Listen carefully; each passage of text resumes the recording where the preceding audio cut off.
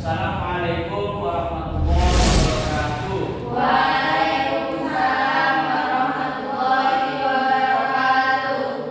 Alhamdulillahirabbil alamin wassalatu wassalamu ala asyrofil anbiya'i wal mursalin sayyidina wa maulana Muhammadin wa ala alihi washabbihi ajma'in. Amma ba'du. Adik-adik, mahasiswa-mahasiswi yang baik, sekarang kita belajar tentang maslahah mursalah. Dari syar'i maslahah mursalah. Ya. Di maslahah mursalah itu adik-adik terdiri dari dua kalimat, ya. Maslahah dan mursalah. Apa itu maslahah? Maslahah itu maslahah itu adalah secara bahasa, maslahah itu artinya manfaat, ya, atau keuntungan, kenikmatan, atau kegembiraan. Ya, Farid. Pasti ini jawab sendiri ya, Terus yang kedua adalah kata mursalah. Mursal. Misalnya kan kita sering, kamu anak mursal ya, gitu ya. Biasanya gitu ya, ya. Mursal itu artinya mutlak, lepas, bebas, ya, luas, tidak terikat dengan apapun. Itu namanya mursalah. Ya. Nurin kelihatan? Secara terminologi usul fikih, maslahah, ini Bapak belum mendefinisikan maslahah mursalah ya, baru maslahah saja. Adalah suatu kondisi atau dari upaya itu maksudnya suatu usaha ya, untuk mendatangkan hal yang berdampak positif. Itu namanya maslahah. Bukan masalah ya, maslahah. Bukan mendatangkan masalah, tapi maslahah. Misalnya adik-adik sekolah ke SDAI itu sebenarnya adalah upaya untuk mendapatkan maslahah, yaitu mendapatkan ilmu agama. Itu berarti kuliah itu ada masalah di situ, gitu ya, paham ya? Kenapa? Karena itu upaya ya untuk mendatangkan hal yang berdampak positif, serta di saat bersamaan menghindar dari hal-hal yang berdimensi negatif. Ya, daripada sampai yang nongkrong nggak jelas ya, di pinggir jalan ya kan nggak jelas itu, mending sekolah. Nah, itu namanya masalah. Terus dengan demikian maka maslahah mursalah dapat didefinisikan dengan maslahah yang lepas atau manfaat yang lepas, ya. Artinya yang tidak ditemukan dalil khusus yang melegitimasi atau mengakui atau menolak keberadaannya. Jadi maslahah mursalah itu adalah maslahah yang tidak ada dalil untuk menyetujuinya, juga tidak ada dalil untuk menolaknya. Jadi makanya disebut mutlak atau lepas. Paham ya? Nanti ada di sini. Nah, maslahah itu terbagi menjadi tiga. Yang pertama maslahah mu'tabaroh. Nah, coba ini, apa namanya? Nah, coba baca ini yang kelas Maslahah mu'tabaroh adalah munasib atau munasib mu'tabar adalah masalah yang diakui oleh syar'i dan syar'i menetapkan ketentuan hukum untuk mewujudkan masalah tersebut. Masalah yang diakui oleh syar'i dan syar'i itu ya menetapkan ketentuan hukum untuk mewujudkan masalah tersebut. Ya, jadi masalah ini itu ada dan syar'i mempersiapkan perangkat hukum untuk mewujudkan masalah ini. Contohnya, ya ayyuhalladzina amanu kutiba alaikumul qisas fil qatl. Al-hurru bil hurri wal 'abdu bil 'abdi. Ini wahai orang yang beriman diwajibkan atas kamu hukum qisas. Artinya orang berbunuh ya dibunuh. Kebalikan dari ini apa? Berarti kita dilarang membunuh. Paham ya? Paham enggak? Kita tidak boleh membunuh. Apa buktinya? Karena kalau membunuh sampai disanksi. Sanksinya dibunuh. Berarti pengharaman membunuh. Paham ya? Nah, pengharaman membunuh itu adalah hukum yang diwujudkan oleh syariat untuk mewujudkan kemaslahatan yang namanya apa? Coba hari 5 ini ada hifdzuddin, hifdzun nafas, hifdzul akal, hifdzun nasl, hifdzul mal.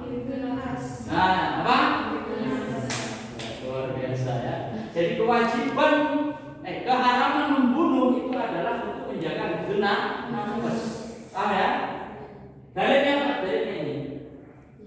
Berarti keharaman membunuh itu termasuk maslahat muktabar. Coba siapa yang tahu? Siapa bisa mencarikan contoh ini? Ayo. Misalnya Hifdzuddin atau Hifdzul Akal, Hifdzul Nasl, salah satu aja siapa? Yang bisa?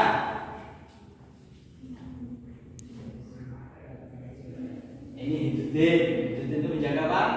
Hifdzul nafas. Hifdzul Akal memelihara, menjaga. Hifdzul Nasl memelihara keturunan. Hifdzul mal, hifdzul nasl. Untuk mewujudkan hifdzul nasl, Allah mensyariatkan apa? Menikah. Menikah.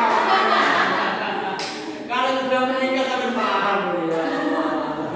Allah itu mewujudkan yang namanya syariat menikah untuk memelihara hifdzul nasl. Makanya ada. Kok di Jepang itu malah nggak mau punya anak sekarang, enggak, itu karena nggak peduli terhadap fitnah. Ya pada, ya. Nah itu nanti kalau bertanya simpan dulu ya, tahan dulu ya. Yang kedua adalah masalah mudho. Masalah mudho yaitu adalah masalah yang hanya ada di angan-angan manusia bahwa itu masalah, tapi bertentangan dengan syariat. Ya, misalnya perjudian itu hanya di angan-angan manusia bisa bermanfaat dan dapat mendatangkan kekayaan, ya. Tapi bertentangan dengan ayat Al-Quran surat Al-Maidah ayat 90 ini, ya ayyuhalladzina amanu innamal khamru wal maisir wal ansabu wal azlam rizqun min amali syaitan. Tapi judi itu mendatangkan manfaat atau judi Pak? Bisa kaya kita mendadak, ya. Ngerti? Ternyata bertentangan dengan syariat. Maka disebut dengan maslahamul Yang ketiga adalah maslahah musalah, ya. Yang tadi itu pembahasan kita sekarang ini. Maslahah yang apa tadi? Maslahah musalah, maslahah yang apa tadi?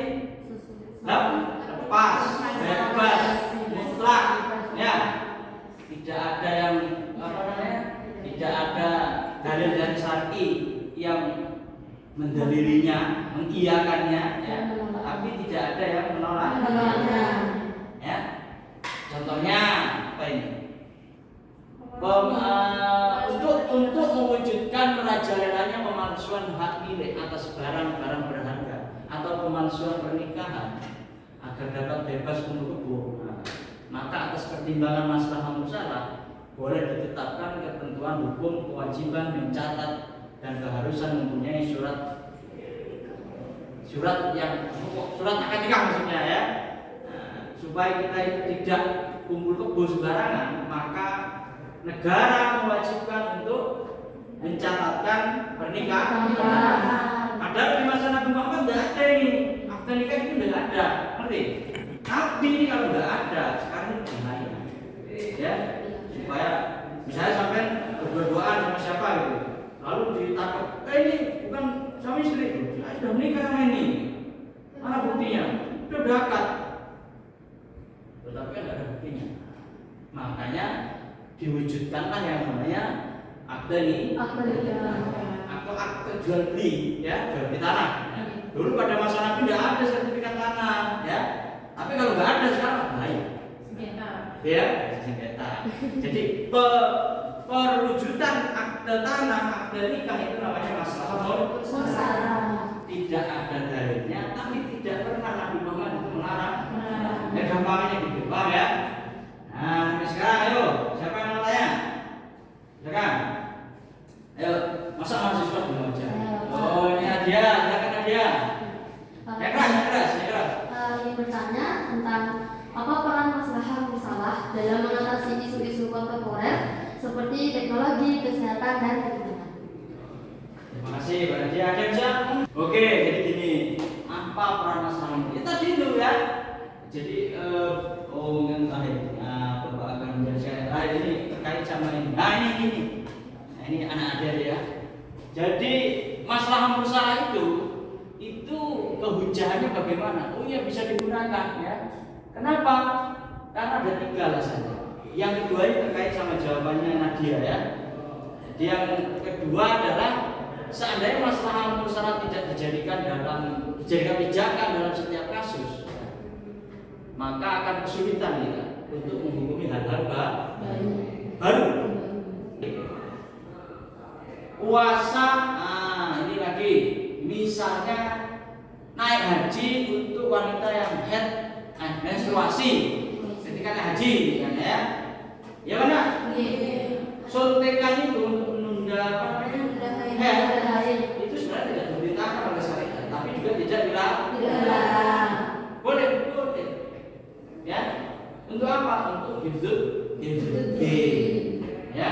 Kalau yang COVID-19 itu untuk hifdzul nafas, ya.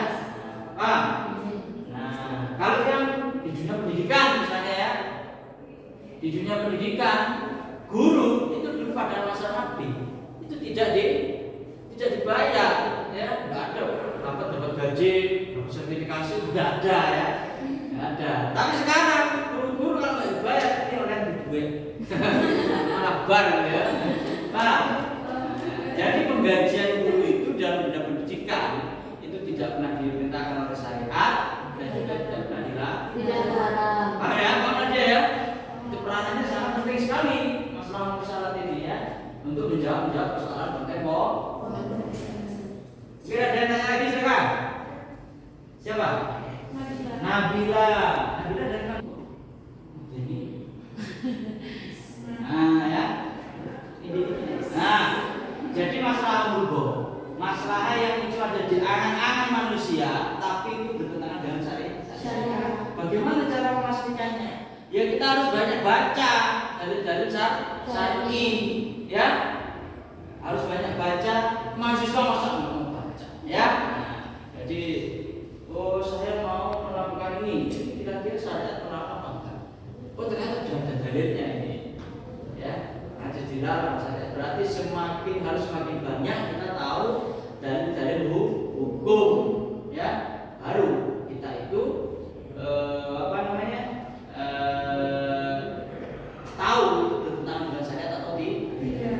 Misalnya ketika ada orang mayit misalnya ya, misalnya ketika ada jenazah ya, ada jenazah orang Hindu misalnya ya, atau Kristen lewat ya, kita itu boleh nggak berdiri menghormati? Ya, boleh apa enggak kira-kira? Boleh apa enggak? Kok nggak kasih boleh apa enggak? Boleh. Nah tapi itu jangan dianggap sebagai masalah musalah, mudah. Selama ada dalilnya berarti itu bukan masalah musalah. Terus apa Pak? Ya di antara dua, kalau nggak murgo ya mutabar. Kan ada 3 ya, mutabaroh, murgo, mursal. Selama ada dalilnya, maka itu tidak bisa dikatakan masalah mursal. Kalau masih ada dalilnya, berarti itu masalah mutabaroh. Kalau dia bertentangan dengan dalil, berarti masalah. Misalnya berdiri untuk menghormati jenazah non muslim lewat, itu ada dalilnya. Nabi Muhammad juga melakukan. Berarti itu bukan masalah masalah apa Pak? Ya masalah muktabar. Baik ya, singkat ya.